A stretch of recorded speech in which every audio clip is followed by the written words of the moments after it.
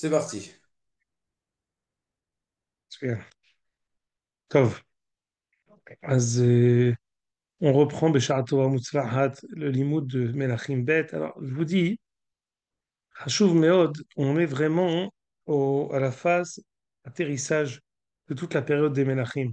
Atterrissage qui est un peu triste parce que on prépare, en même temps qu'on prépare l'exil et peut-être aussi la destruction du Beth Amikdash, c'est quelque chose qui va de pair. Je pense que vous êtes, ça fait longtemps qu'on étudie ensemble.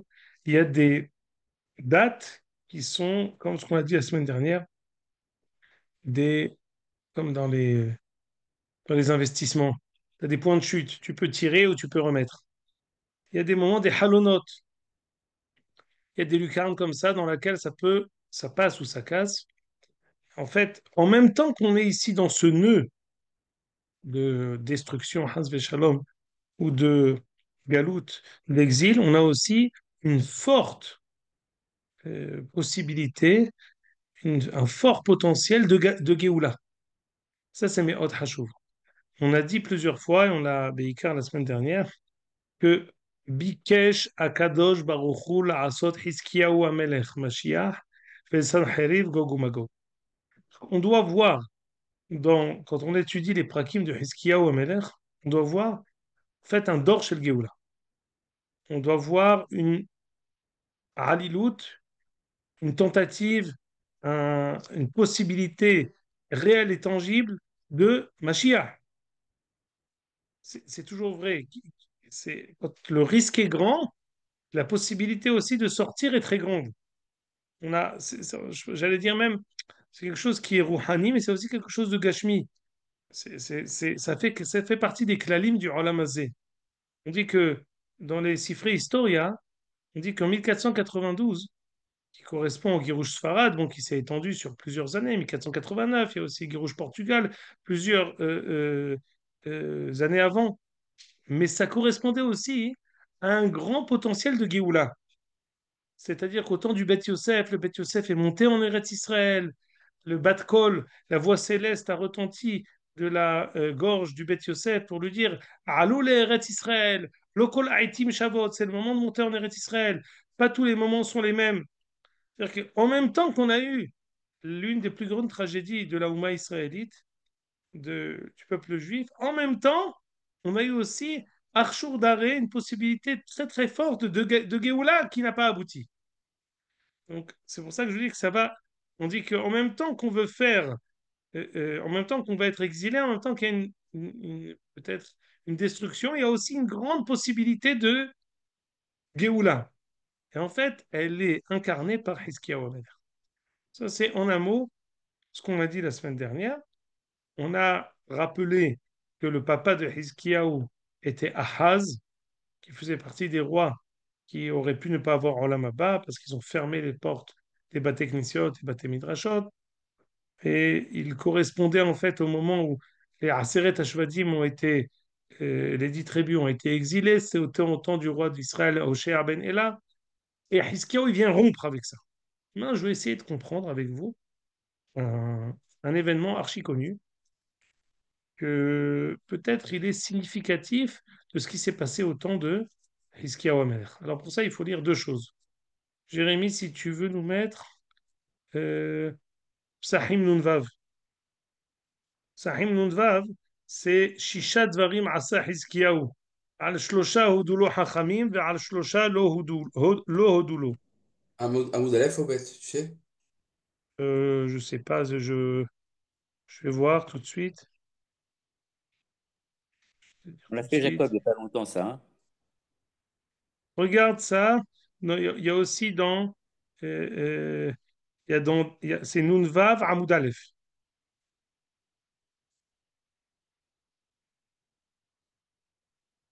Tu l'as, Jérémie? Je l'ai, je le mets tout de suite. Merci.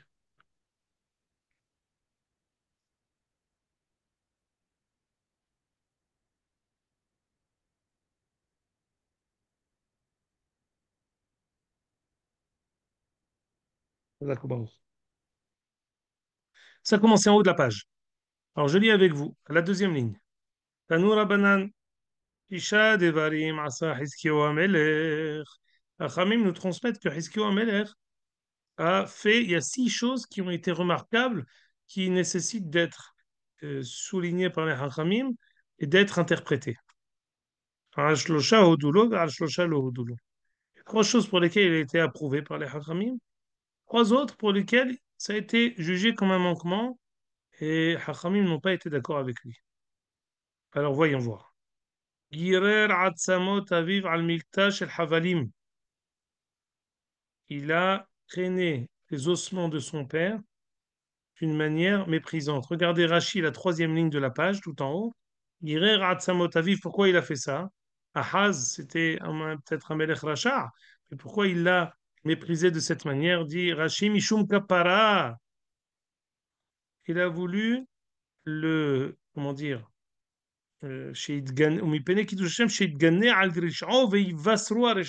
parfois, hein, on fait quelque chose de choquant, ce qu'on appelle aujourd'hui en hébreu qu'on parlait, les ma'an yir'u ve'yira'u, pour qu'on voit et qu'on sache, pour savoir la gravité de la chose. Hiskiyahu a voulu rompre avec son père. Comme ce que je vous ai dit la semaine dernière, si son père il a fermé les Bate Knesset ou Bate Midrashot, Hiskiyahu, lui, il a lo haïta tinok vetinoket, chez lo hayu bekim betuma vetahara. Il n'y avait pas un jeune enfant et une jeune fille qui ne connaissaient pas toutes les halachot de pureté et d'impureté du temps de Hiskiyahu. Donc il a voulu rompre avec la période qui précédait qui a précédé avec son père. Donc d'abord en Torah, son père a fermé les Bate Knesset, Bate Midrashot, lui il les a ouverts plus que jamais.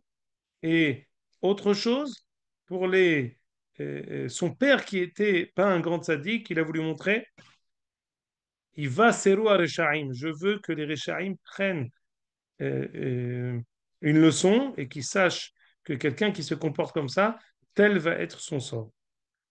Alechem, ça existe. Il y a beaucoup de choses que Hachamim font et qui font ça dans cette volonté de vouloir, d'apprendre, de montrer la gravité d'une chose. Très bien. Hachamim ont été d'accord avec lui sur ça. Itat nehash nehoshet veodulo.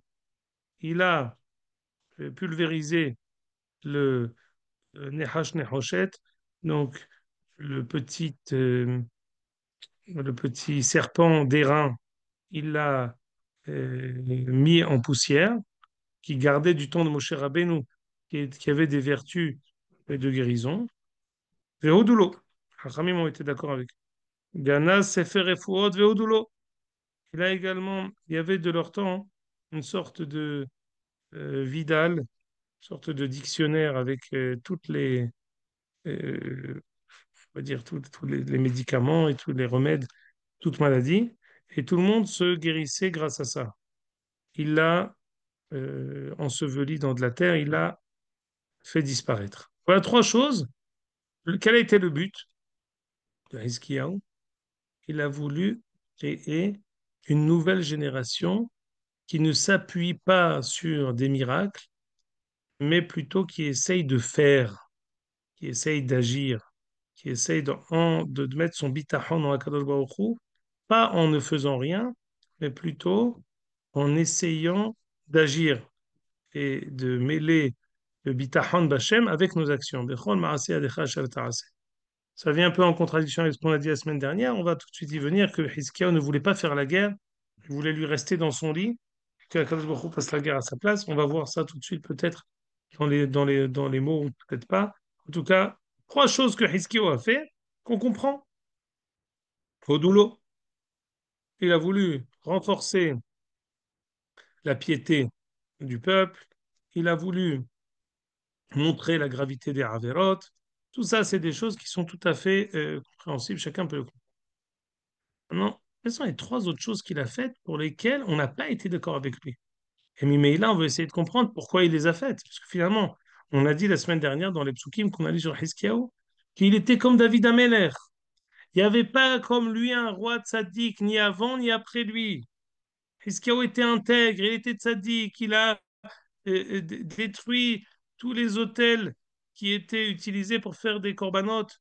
il les a détruits, même si c'était des corbanotes qui étaient faits pour Akadosh Baruch Hu et pas pour la Avodah il les a détruits, chose que personne de ses prédécesseurs n'a fait. Donc il était vraiment quelqu'un qui avait une initiative, une force, une petite coûte, une, euh, une possibilité de faire, d'être un précurseur par rapport à tous ses prédécesseurs. Quel est le sens des trois erreurs qu'on va voir maintenant? D'abord, on va les lire et après, on va essayer de les expliquer. על שלושה לא הודו לו, קיצץ דלתות של היכל ושיגרן למלך אשור. Il a délogé les portes du Hichal et il les a données en cadeau à Sanherib. C'est pas une petite erreur. Satam Megihon Elyon. Il a fermé, il a asséché les eaux du Gihon. Troisièmement, ça il faudra expliquer, Iber Nissan Benissan. Normalement, hein, on ne peut faire d'année, ça je crois en bon français, embolismique, on ne peut faire avec Shanam et Uberet de rajouter un mois qu'en Hadar. C'est-à-dire que quand on est à la fin de l'année, si on considère que le 12e mois de l'année, c'est le mois de Hadar et le premier mois de l'année, c'est le mois de Nissan, on peut rajouter un 13e mois. Une fois qu'on est rentré dans l'année d'après, Rosh Chodesh Nissan est arrivé, on ne peut pas dire, bon, on a eu un problème de printemps, alors on va faire bleu Nissan. Il n'y a pas Nissan Aleph, Nissan Bet. Il y a Adar Aleph, Adar Bet. Il n'y a pas Nissan Aleph, Nissan Bet. Or, Hiskao, il a fait Nissan Aleph, Nissan Bet. L'Od ou Hachamim. Quel est le sens de toutes ces avérantes? Rachid nous dit, pour les différentes choses pour lesquelles l'eau ou l'eau, Satam Megihon. כדכתיב יבואו מלכי אשור וימצאו מים לשתות. ולא הודו לו, שהיה לו לבטוח בהקדוש ברוך הוא, שאמר וגנותי על העיר הזאת להושיעה. Tout de suite, je reviens, je vais le relire, je vais l'expliquer tout de suite. עיבר ניסן בניסן, לאחר שנכנס ניסן, נמלך ועשהו אדר שני. כי מרבית העם רבים אשר לא טהרו עדיין מטומאת שהחזיקו בהם בימי אביב החזר השער. Oui, pourquoi il a fait ça? Parce qu'il s'est rendu compte que, en vue du Corban Pessah, pas tout le monde ne s'était déjà purifié. En vue du Corban Pessah, tout le monde était tellement dans la Avodah Zarah. Velo doulo, qui Chodesh hazeh, ze Nissan ven acher Nissan. Il n'y a pas de Shana Meroberet pour Nissan. Je vais essayer de vous expliquer ces trois avérotes, ces trois choses qu'il a faites. En fait, Hiskiya, hein, lui, à proprement parler, ce que je vais vous dire, je ne sais pas si vous, vous êtes ce qu'on appelle Rokvim, si vous tenez depuis le temps on étudie, mais c'est presque un leitmotiv dans notre étude. On ne peut pas avoir de Géoula seulement quand les dirigeants sont méritants. Je peux avoir Moshe Rabbeinu, il y a plus grand que Moshe, il n'y a pas plus grand que Moshe. Je peux avoir Moshe Rabbeinu comme dirigeant. Si le peuple n'est pas à la hauteur de Moshe, Kadosh ne donnera pas de Géoula.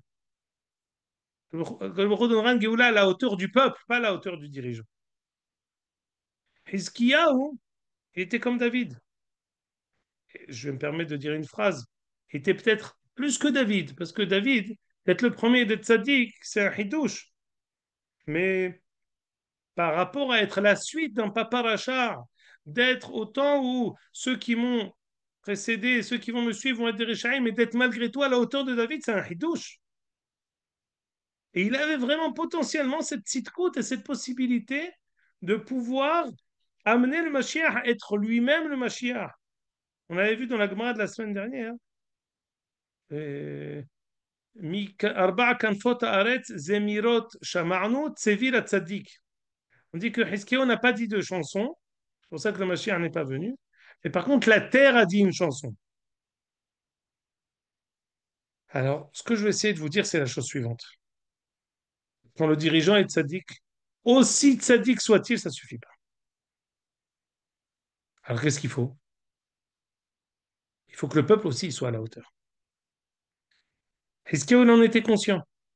Il a essayé d'élever le peuple. Il a fait trois choses pour élever et euh, exhorter le peuple de réussir à rompre avec ce qui a précédé. Avec la Torah, avec le bitachon, avec ce qu'on appelle Geoula Bederech HaTeva, Ganas Sefer Zecher Refuot. Il a arrêté toutes les guérisons qui étaient miraculeuses. Il a voulu que nous agissions. D'un autre côté, ça c'est une chose et son contraire, pardonne-moi,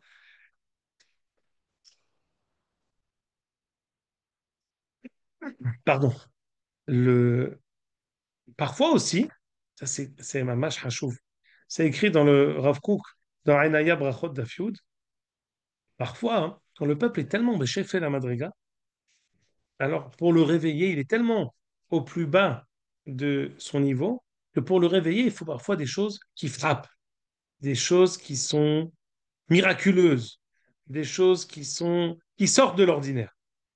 Alors, Hiskiyahu, il a voulu faire comme une ahya'a au peuple, il a voulu refaire une sorte de réanimation.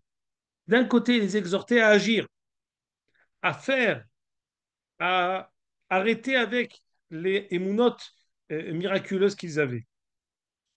D'un autre côté, il a voulu leur montrer qu'Akadosh Baruch Hu est avec nous. Quoi? Je fais la guerre, je suis dans mon lit, Akadosh Baruch Hu fait la guerre à ma place. C'est-à-dire, comme des choses qui sont extraordinaires. Ce côté extraordinaire, c'est pour montrer que Hachem est avec nous. C'est une sorte de tampon, comme quoi nos actes sont agréés par Akadosh Baruch Hu. C'est comme pour un enfant, un petit enfant, il a besoin qu'on lui mette à manger dans la bouche. Un moyen enfant, il a besoin qu'on lui donne de l'argent, de nous, et qu'il aille acheter ses friandises ou ses biscuits. Un adulte, il a besoin qu'on lui donne une place avec son travail à lui, où il va gagner l'argent avec son argent. Mais il attend de nous aussi qu'on lui donne cette place. Mais il n'attend pas qu'on lui donne tout dans la main. Quand on était bébé, Yetziat Mitzrayim, Akadosh Baruch Hu a tout fait pour nous. Quand on était adolescent, Akadosh Baruch Hu, il nous a aidés, et nous, on agissait. Quand on est grand, notre chevar, c'est qu'on fasse tout par nous-mêmes, et Akadosh Baruch Hu, comme une grande personne qui nous regarde de loin, il vérifie que tout se passe bien et il nous donne une tzirata d'Ishmaïa, une aide particulière pour réussir. C'est ce cas où il voulait les deux. Et qu'on ait l'impression qu'on soit accompagné par Akadosh Baruch Hu, c'est la possibilité de qu'Akadosh Baruch Hu fasse la guerre pour nous, comme ce que les 185 000 euh, soldats de Sanharib sont morts en un instant. Mais avec ça, il nous demande aussi d'arrêter les Emunot Felot, d'arrêter Sefer Refuot, d'arrêter Nehash Nehoshet, d'arrêter tout ce qui est qui nous empêche, nous, d'agir, qui nous empêche, nous, d'avoir confiance en nous et de comprendre que Allah agit et apparaît à travers également nos actes. Les deux choses, il a voulu faire. C'est tout à son honneur. C'est tout à fait à propos et tout à fait caractéristique de la Géoula. Alors, pourquoi finalement c'est quoi le Gihon? C'est qui est fort? Qui me dit qu'est-ce que ça lui rappelle le Gihon?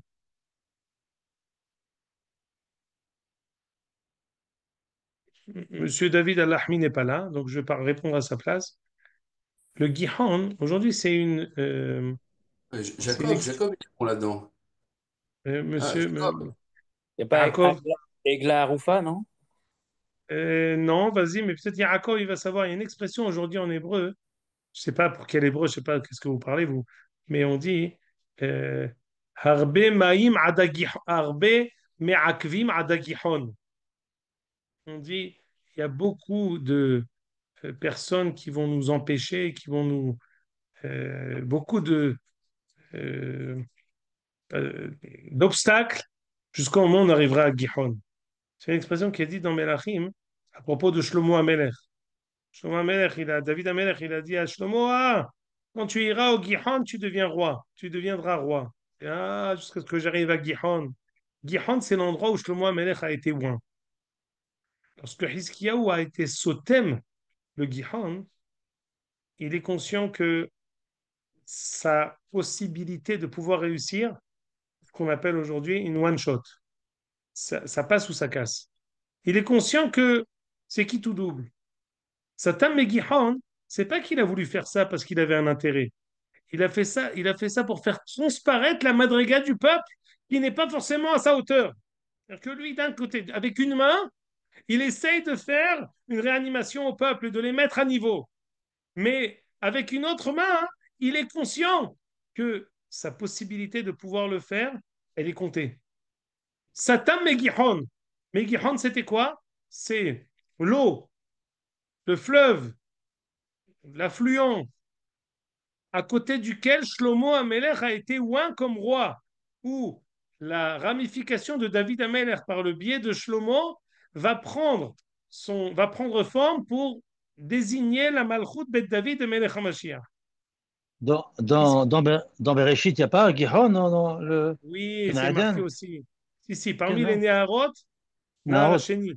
Ah oui, mais Gihon, dans Melachim, à propos de Shlomo, moi j'explique ici par rapport à Shlomo Amelech. Également,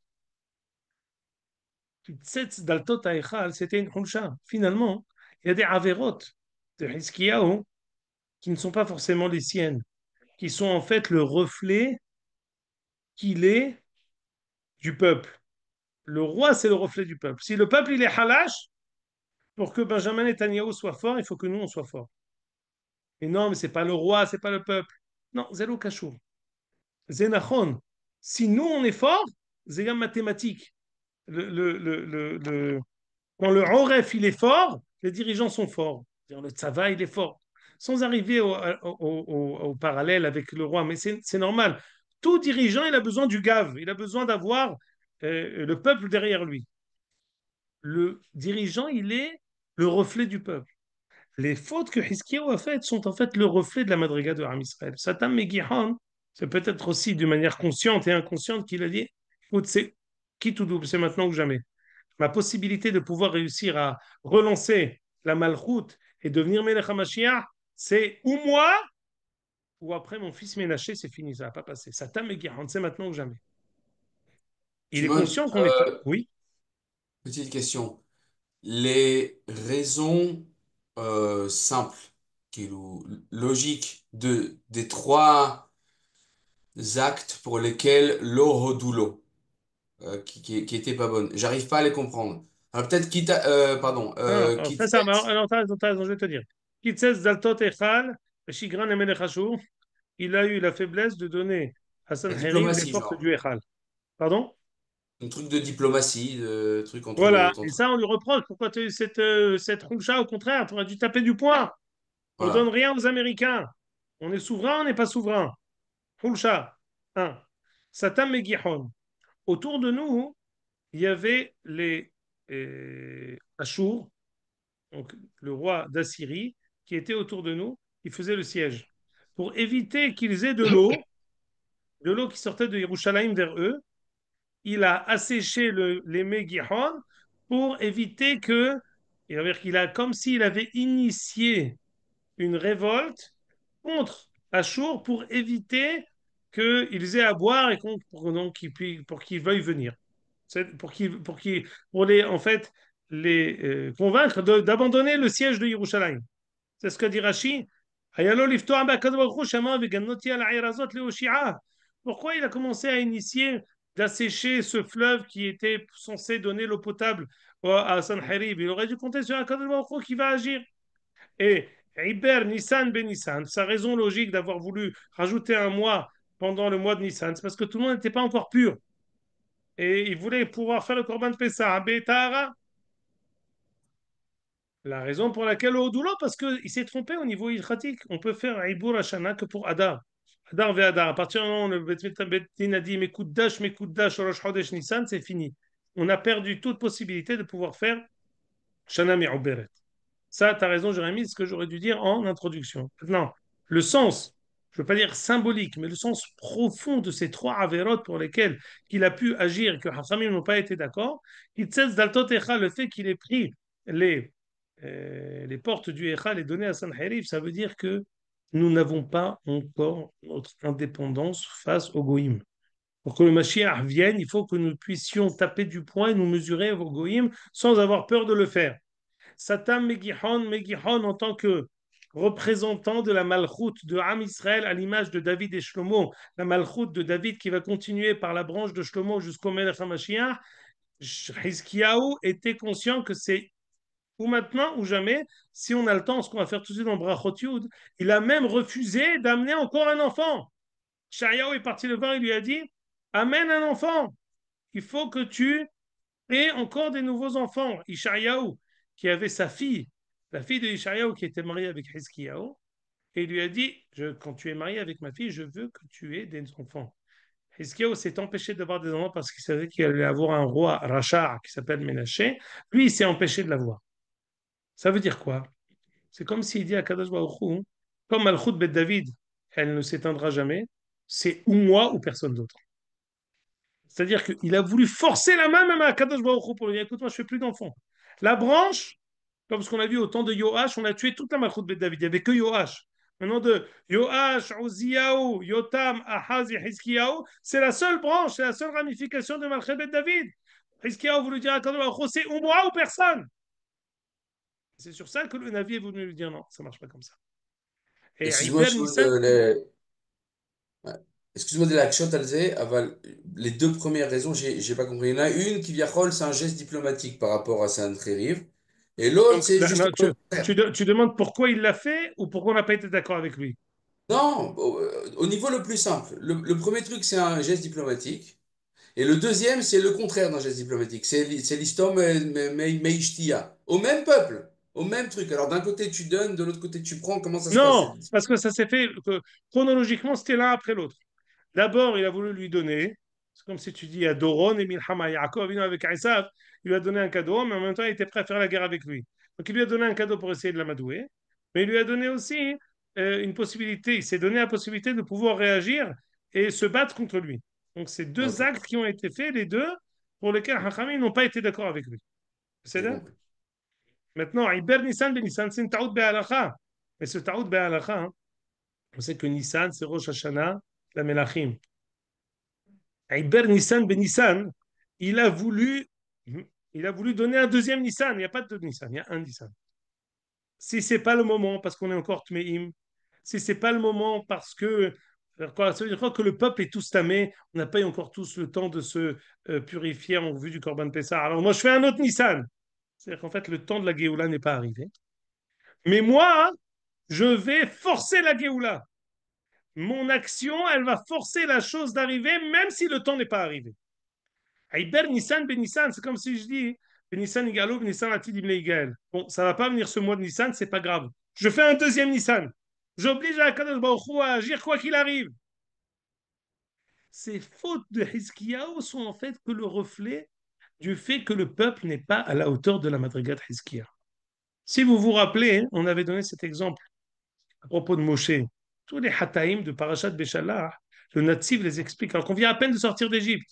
Un Israël qui veut de l'eau, un Israël qui se plaint pour la manne, un Israël qui se. Toutes ces fautes-là, hein, elles sont en fait un Israël qui court derrière Moshe et qui n'arrive pas à sa hauteur. Moshe, lui, il est Besséder, mais le peuple, il court derrière lui et dit Moshe, tu vas nous tuer. On n'est pas à ton niveau. Le dit c'est quoi? Moshe, Met, Yoshua, Machnis. Ça marche pas avec toi, ils sont pas à ton niveau. On ne peut pas rentrer en Eretz Israël avec toi tout seul. On doit rentrer en Eretz Israël avec tout le peuple avec toi. Alors, si toi, tu es comme un soleil et tout le monde n'est pas à ton niveau, alors c'est Yoshua qui rentrera avec la lune. Et on devra faire ça plus longtemps. On devra faire un tour beaucoup plus long. On repoussera ça avec David Ameller et avec le Beth Amikdash au temps de Shlomo. Ça n'a pas marché. On a fait encore une tentative. Bedekabait avec Yoshua Kohen Agadol, Yoash Melech Yehuda, la suite avec Hizkiyahu Melech Yehuda, possibilité de Bikshul Asot Otomashiach, possibilité de donner, de tout relancer une fois de plus. Attention, le peuple, il a une Yedi'at Torah très grande. Il y a, on ne parle pas qu'ils sont ils sont au même endroit. Non, il y a une mouchanout, il y a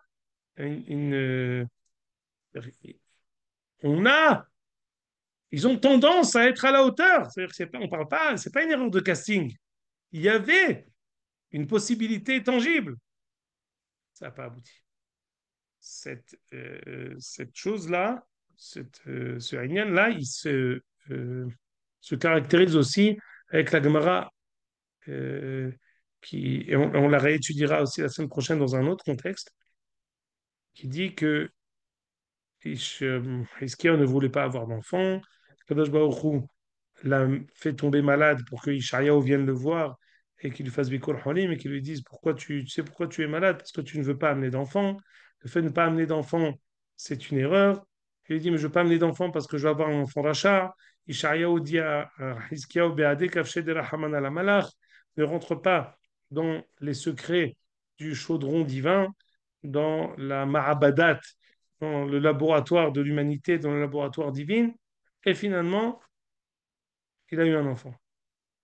Maintenant, pourquoi Hiskiah n'a pas voulu avoir d'enfant? C'est comme ce que je vous ai dit il y a une minute. Hiskiyahu voulait forcer l'occasion.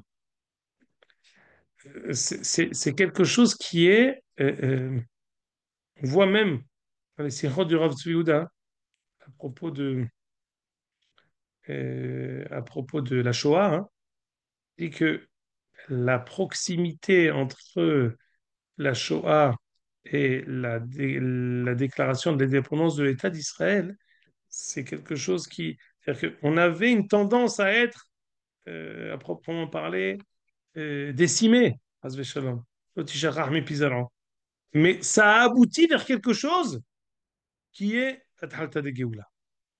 On a eu, au temps de la Première Guerre mondiale, une guerre avec des millions de morts. Ça a abouti vers la déclaration Balfour. Les, grandes, les grands affrontements, et le Rav Tzvi disait à chaque fois qu'il y avait une guerre en Eretz Israël, on dit qu'Aroé ou mot mitgarot zobazo, quelqu'un qui voit des nations qui se font la guerre entre elles, il fait les raglés Mashiach. Tu dois savoir que les pas du Messie arrivent. Alors, tu veux dit ici, c'est les Umot, quand il y a des nations qui ne sont pas la Ouma israélite, pas Am Israël, qui se battent, ça a fait avancer le Mashiach. Alors, quand Am Israël, il est dans la guerre, Kalvahomer, que c'est pas des raglés Mashiach. Et là, c'est des pas de géant vers le Mashiach. Toutes les guerres que nous avons eues depuis qu'on est rentré ici en Eretz Israël, entre autres la guerre des 6 jours qu'on va fêter dimanche soir prochain, c'est aussi une Itkadmut, c'est une avancée extraordinaire dans la Géoula, le fait d'arriver à Yerushalayim, le fait d'arriver à Hebron, le fait d'arriver à Bethléem, le fait d'arriver dans toutes ces villes-là qui sont des villes qui sont emblématiques du Kodesh. Aujourd'hui, plus que jamais, pendant la guerre qu'on est à Haravot Barzel, Markevot Gidon, on voit aussi que c'est pas seulement régler Mashiach, c'est c'est ici des avancées qui sont bien plus que des pas timides. C'est des avancées extraordinaires. On ne peut pas toujours apprécier de visu. C'est des avancées qui sont dans la neshama. C'est des avancées qui touchent la psychologie du, de la collectivité, du peuple, de la Oumma, de toute la nation. C'est des changements de phase de toute la Oumma. Et quand on entend des personnes qui disent des choses insensées, c'est justement la preuve qu'il y a des changements extraordinaires qui s'opèrent. Et quand quelque chose voit, quand l'opposé voit l'avancée extraordinaire du bien, hein, alors il fait ses derniers pires pourrés, Gessissa, il fait ses dernières déclarations d'existence pour montrer qu'il existe. Mais non, pas du tout. C'est une preuve que justement, il est en disparition immédiate et imminente. C'est pas une preuve de on est encore très loin. C'est une preuve qu'on avance à des pas de géant. C'est comme ça qu'on doit voir ce qu'on est en train de vivre depuis 1 an et demi avec tout le Kiev, c'est Coréa à lèvres. On a des tzadikim, des hatanim, il y a 2 mois, 6 mois qui se sont mariés et qui partent. C'est des nisyonotes kashim qu'Akadosh Baruch Hu nous donne. Des mamans qui vont accoucher. Ça fait partie de la guerre. C'est caché méode. Mais c'est des Issourim de la Houma. C'est pas des Issourim des souffrances qui sont aussi particuliers pour telle famille et telle famille, Bevadaï. Mais c'est toute la Houma qui est Kohevet et Takevazé, qui a mal. Et ces coups-là, hein, c'est des coups qui nous font avancer à pas de géant vers une nouvelle Todara, vers une nouvelle conscience. Et comme ce qu'on a dit, les guerres nous font avancer la Houma. Quand on était au temps de Hiskiaou, c'était un moment T, c'était un carrefour de l'histoire. Ça n'a pas marché. C'est l'Oitzfiach. Mais même les pas de Hiskiaou étaient mashmaoutim pour ce qui va arriver à l'avenir. Et nous, quand on continue à construire, on construit sur ce qui a déjà été. Même c'est pas la fin, mais on construit à Gabé ce qui a déjà été fait par nos prédécesseurs. Adkan Rabotai, je cours vers un autre chiot. Ce que j'ai mis la botte, et toi, la semaine prochaine, chiot, Jérémy, c'est une semaine avant Shavuot, 3, 4 jours avant Shavuot. Moi, il n'y a pas de raison que je fasse pas court. C'est bien. Ah, J'ai Bevadaï. un chiour à Aramor de 8h à 8h45, mais je vais leur demander de m'avancer. Comme ça, on pourra faire le chiot. De toute façon, on tiendra tout le monde au courant. Ça marche. Et Itraot Raverim. Chazak Kol Baruch. Tov, Merci. Toda Chazak Rabba. Baruch. Hazak, Hazak, bon. Merci beaucoup, Khazak Baruch.